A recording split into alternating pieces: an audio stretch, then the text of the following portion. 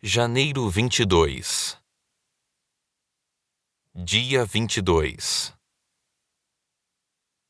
Então José deu a seguinte ordem ao administrador do palácio: coloque nos sacos que eles trouxeram todo o cereal que puderem carregar, e coloque o dinheiro de cada um de volta no saco. Depois, coloque meu copo de prata na boca do saco de mantimento do mais novo, junto com o dinheiro dele. O administrador fez tudo conforme José ordenou. Assim que amanheceu, os irmãos se levantaram e partiram com os jumentos carregados. Quando haviam percorrido apenas uma distância curta e mal haviam saído da cidade, José disse ao administrador do palácio: vá atrás deles e detenha-os. Quando os alcançar, diga-lhes: por que retribuíram o bem com o mal? Por que roubaram o copo de prata do meu senhor, que ele usa para prever o futuro? Vocês agiram muito mal. Quando o administrador do palácio alcançou os homens, repetiu para eles as palavras de José. Do que o senhor está falando? Disseram os irmãos. Somos seus servos e jamais faríamos uma coisa dessas. Por acaso não devolvemos o dinheiro que encontramos nos sacos? Nós o trouxemos de volta da terra de Canaã. Por que roubaríamos ouro ou prata da casa do Senhor? Se encontrar o copo de prata com um de nós, que morra quem estiver com ele. E nós, os restantes, seremos seus escravos. Sua proposta é justa, respondeu ele, mas apenas aquele que roubou o copo de prata se tornará meu escravo. Os outros estarão livres. Sem demora, eles descarregaram os sacos e os abriram. O administrador do palácio examinou a bagagem de cada um, começando pelo mais velho até o mais novo. E o copo foi encontrado no saco de mantimento de Benjamim. Quando os irmãos viram isso, rasgaram as roupas. Depois, colocaram a carga de volta sobre os jumentos e retornaram à cidade. José ainda estava em seu palácio quando Judá e seus irmãos chegaram, e eles se curvaram até o chão diante dele. O que vocês fizeram? Exigiu ele. Não sabem que um homem como eu é capaz de prever o que vai acontecer? Judá respondeu: meu senhor, o que podemos dizer? Que explicação podemos dar? Como podemos provar nossa inocência? Deus está nos castigando por causa de nossa maldade. Todos nós voltamos para ser seus escravos. Todos nós. E não apenas nosso irmão com quem foi encontrado o copo de prata. José, no entanto, disse: eu jamais faria uma coisa dessas. Apenas o homem que roubou o copo será meu escravo. Os outros podem voltar em paz para a casa de seu pai. Então Judá deu um passo à frente e disse: por favor, meu senhor, permita que seu servo lhe diga apenas uma palavra. Peço que não perca a paciência comigo, embora o Senhor seja tão poderoso quanto o próprio Faraó. Meu senhor perguntou a nós, seus servos: vocês têm pai ou irmão? E nós respondemos: sim, meu senhor. Nosso pai é idoso e tem um filho mais novo, nascido em sua velhice. O irmão desse filho, por parte de pai e mãe, morreu. Ele é o único filho de sua mãe, e nosso pai o ama muito.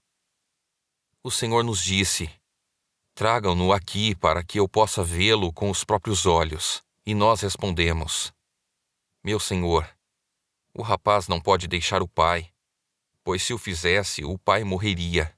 Mas o Senhor nos disse: vocês não me verão novamente se não trouxerem seu irmão.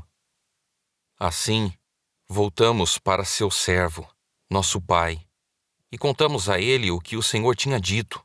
Passado algum tempo, quando ele disse: voltem e comprem mais mantimentos, nós respondemos: só poderemos voltar se nosso irmão mais novo nos acompanhar.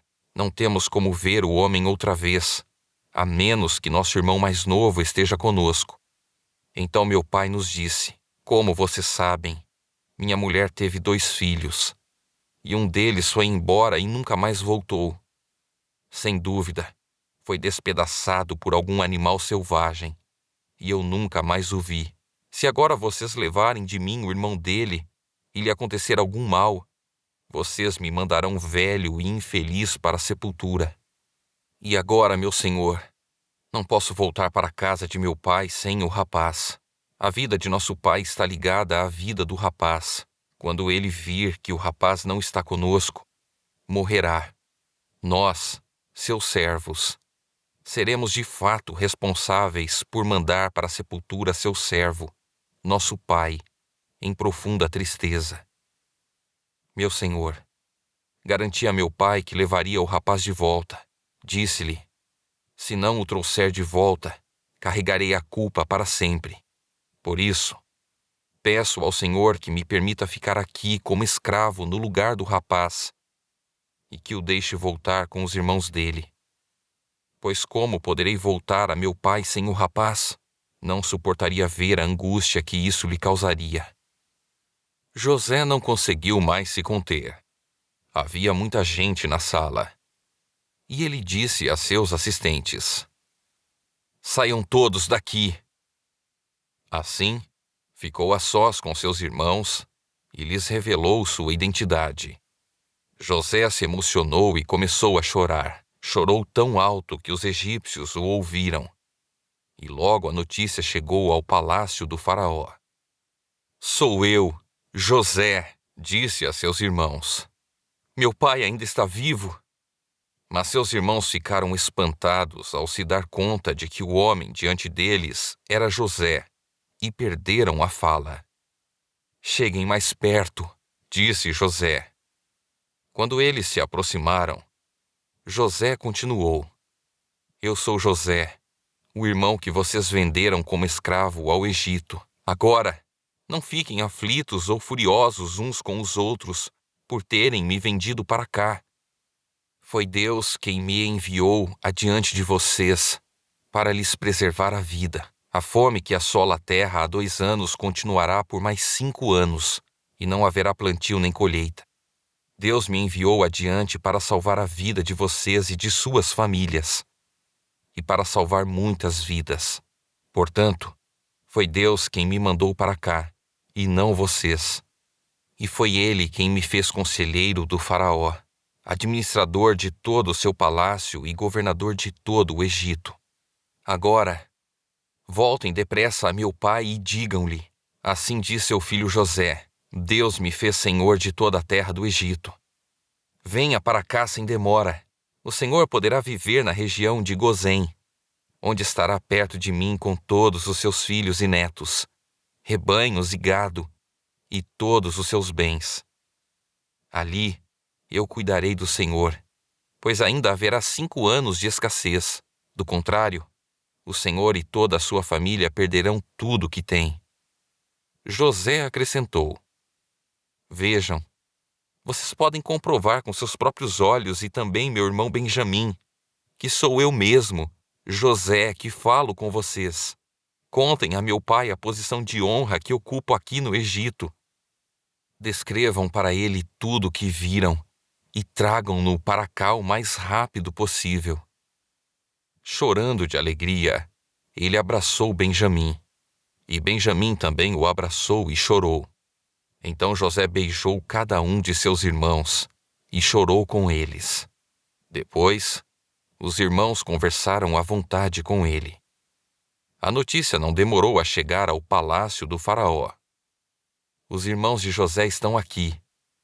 O faraó e seus oficiais se alegraram muito quando souberam disso.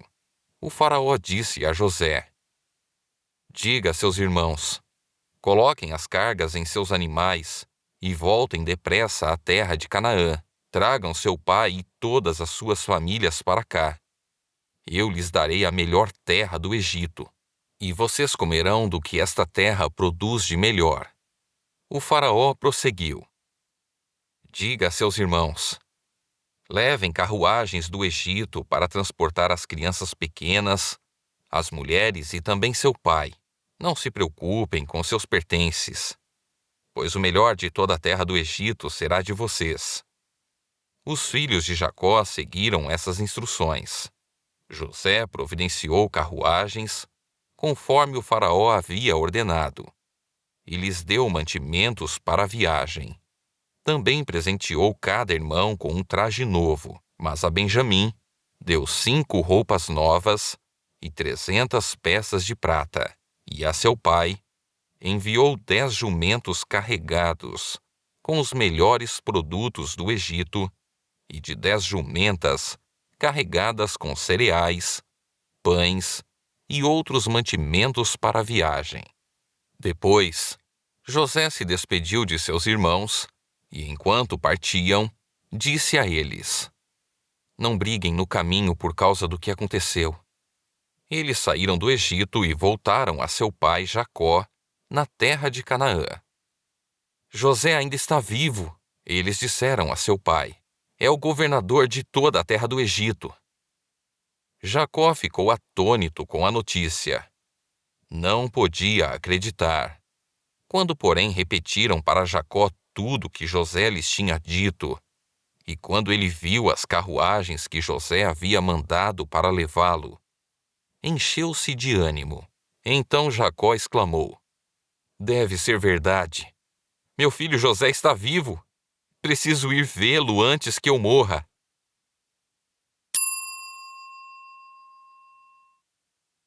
Logo que Jesus ouviu a notícia, partiu de barco para um lugar isolado, a fim de ficar só. As multidões, porém, descobriram para onde ele ia e o seguiram a pé, vindas de muitas cidades. Quando Jesus saiu do barco, viu a grande multidão, teve compaixão dela e curou os enfermos. Ao entardecer, os discípulos foram até ele e disseram: Este lugar é isolado e já está ficando tarde. Mande as multidões embora, para que possam ir aos povoados e comprar comida. Não há necessidade, disse Jesus. Providenciem vocês mesmos alimento para elas. E eles responderam: Temos apenas 5 pães e 2 peixes. Tragam para cá, disse ele. Em seguida, mandou o povo sentar-se na grama. Tomou os 5 pães e os 2 peixes, olhou para o céu e os abençoou. Então, partiu os pães em pedaços e os entregou a seus discípulos, que distribuíram às multidões. Todos comeram à vontade, e os discípulos recolheram 12 cestos com as sobras. Os que comeram foram cerca de 5.000 homens, sem contar mulheres e crianças. Logo em seguida, Jesus insistiu com seus discípulos que voltassem ao barco e atravessassem até o outro lado do mar, enquanto ele despedia as multidões. Depois de mandá-las para casa, Jesus subiu sozinho ao monte a fim de orar. Quando anoiteceu, ele ainda estava ali, sozinho. Enquanto isso, os discípulos distantes da terra firme lutavam contra as ondas, pois um vento forte havia se levantado. Por volta das 3 da madrugada, Jesus foi até eles, caminhando sobre as águas. Quando os discípulos o viram caminhando sobre as águas, ficaram aterrorizados. É um fantasma! Gritaram cheios de medo. Imediatamente, porém, Jesus lhes disse: Não tenham medo. Coragem, sou eu. Então Pedro gritou: Se é realmente o Senhor, ordene que eu vá caminhando sobre as águas até onde está. Venha, respondeu Jesus. Então Pedro desceu do barco e caminhou sobre as águas em direção a Jesus. Mas, quando reparou no vento forte e nas ondas, ficou aterrorizado, começou a afundar e gritou: Senhor, salva-me! No mesmo instante, Jesus estendeu a mão e o segurou. Como é pequena a sua fé, disse ele. Por que você duvidou? Quando entraram no barco, o vento parou. Então os outros discípulos o adoraram e exclamaram: De fato, o Senhor é o Filho de Deus. Depois de atravessarem o mar, chegaram a Genezaré. Quando o povo reconheceu Jesus, a notícia de sua chegada se espalhou rapidamente por toda a região, e trouxeram os enfermos para que fossem curados. Suplicavam que ele deixasse os enfermos apenas tocar na borda de seu manto. E todos que o tocavam eram curados.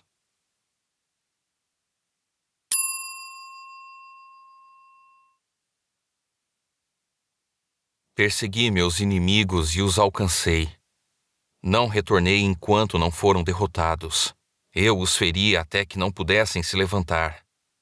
Tombaram diante de meus pés. Tu me armaste fortemente para a batalha. Ajoelhaste meus inimigos diante de mim. Puseste o pescoço deles sob meus pés. Destruí todos que me odiavam. Pediram ajuda, mas ninguém os socorreu. Clamaram ao Senhor, mas ele não respondeu. Eu os moí tão fino como o pó da terra. Eu os lancei fora como a lama das ruas. Tu me livraste de meus acusadores e me puseste como governante das nações. Povos que eu não conhecia agora me servem. Rendem-se assim que ouvem sobre meus feitos. Nações estrangeiras se encolhem diante de mim. Todos eles perdem a coragem e, tremendo, saem de suas fortalezas.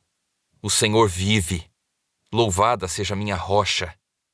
Exaltado seja o Deus de minha salvação. Ele é o Deus que se vinga dos que me fazem o mal. Sujeita as nações ao meu poder e me livra de meus adversários. Tu me mantens em segurança, fora do alcance de meus inimigos. De homens violentos me livras. Por isso, ó Senhor, te louvarei entre as nações. Sim, cantarei louvores ao teu nome. Concedes grandes vitórias ao teu rei e mostras amor por teu ungido, por Davi e todos os seus descendentes para sempre.